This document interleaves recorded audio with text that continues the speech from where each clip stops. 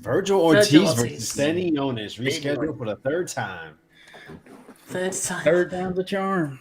Oh, have we spoken about this twice before then?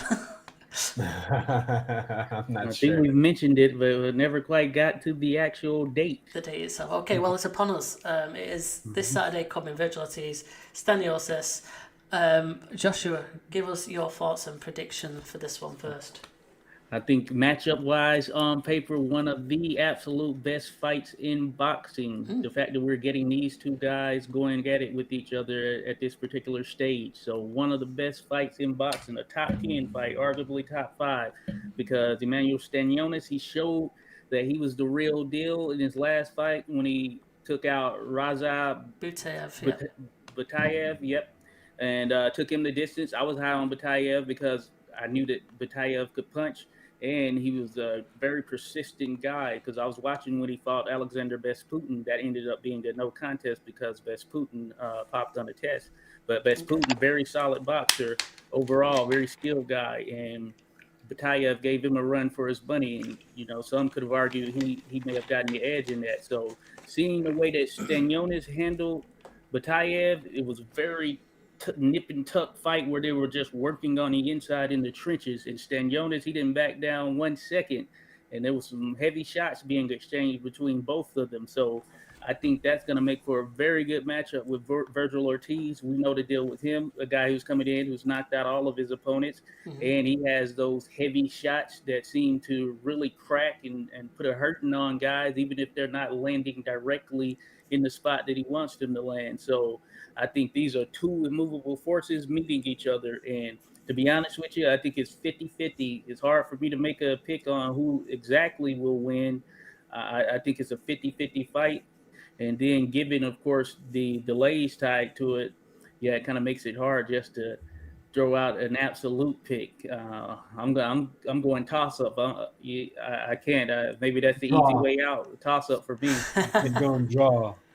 Draw. Yeah, draw. Let's do it. Draw. We're getting the draw, baby. We'll see it again. Brilliant. Well, just before you do your prediction, Alex, is what I was saying. I checked the odds for this because I thought, this could be quite interested on the odds. You can get 3-1 for Stanionis if you're that way inclined to have a bet and you think he might pull out a bit of an upset. I thought that was pretty good value. Go on, Alex. You give us your verdict on this one, right? Yeah, man. Shout out Majid for stopping by. Appreciate you. Make sure you hit that like button, please. Yeah, I mean, I have a lot to agree with when it comes to what Josh just said. 50-50 fight. It's definitely one of the best matchups in the welterweight division, as well as all of boxing. It's just, once again, I'm in agreement. It's tough to pick, but I have other reasons. Stanionis had emergency surgery. He's coming off of 15-month layoff. Vergil, once again, he battled that long-ass word that I'm not going to try to pronounce.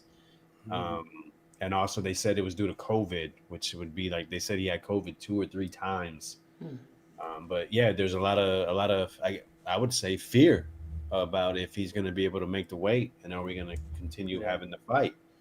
But I mean, I'm going to go with the young. I mean, both these guys are in their prime. Vergil's 25. Stanionis is 28. I want to see the battle of the jabs. I think they both throw hard, accurate jabs.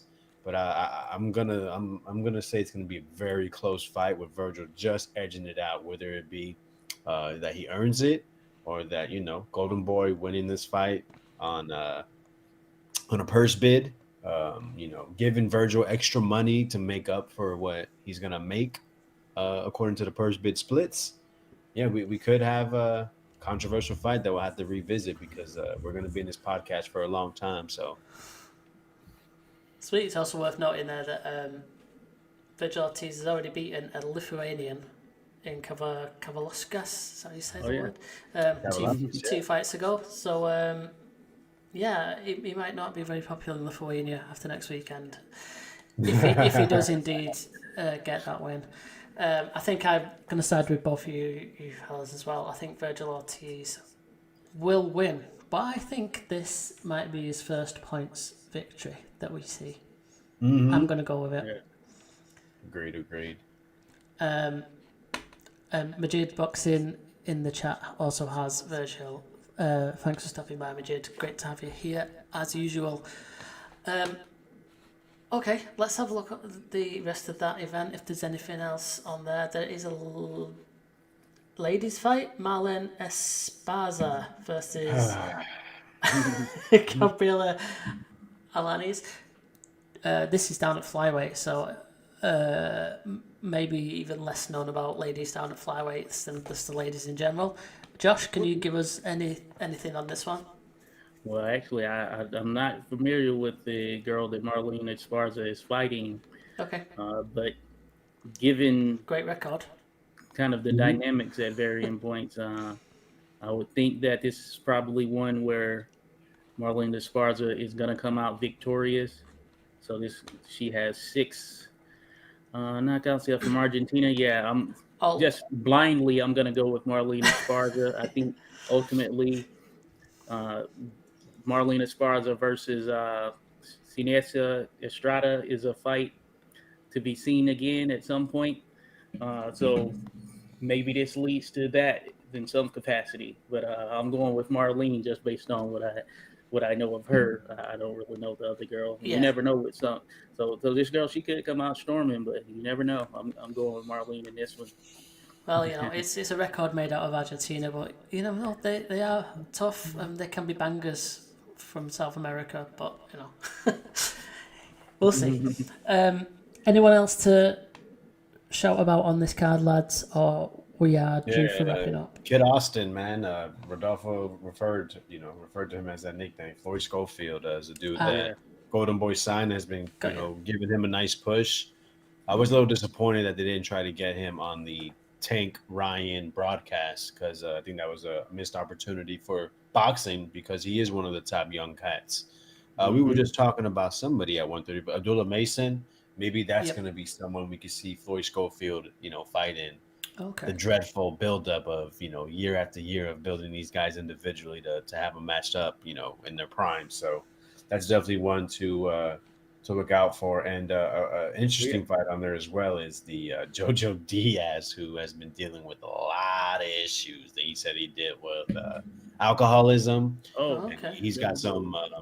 He also has a lot of issues when it comes to minors. It's pretty disgusting when you find out some of the details. So I think it's very unfortunate that he's given this shot to be on a card. I think he should definitely be forced. Have forced time away from boxing. Okay. Get all that situated to, unfortunately, prove his innocence. Because we got child abuse. We have, images to a child of, his member. Stuff like that. So yeah, I think it's pretty disgusting of Golden Boy to be giving this guy a shot, regardless if they want to support him. You don't have to support him by giving him a nice paycheck. All right. Yeah, pretty crazy. He's on the downturn as far as I'm concerned as well, and no expectations for him as far as this fight. But I will say another one as it relates to Floyd Schofield. Him and Keyshawn Davis are going at it a bit, so that may be a potential fight in the future. So be on the lookout for that. Alex is eye rolling there. No, not as the suggestion. It's just how Kid Austin and his dad go about it. It gets a little frustrating, I guess, just to watch. It's like, come on, man, you guys are behind Keyshawn, but yeah, it is the build-up. I know they had an interview on a YouTube channel. It's cool and all, but it's like, yo, get on the level, and then we can start talking. You're a little behind, and it's not a bad thing. It's just, Keyshawn has a bigger push, and is on a faster track than you, and that's okay. But it's just like, yo, you're calling out everybody. You're talking crap. You're pulling up on people, and then your dad's always involved. Just like, man, come on, man, just let's relax.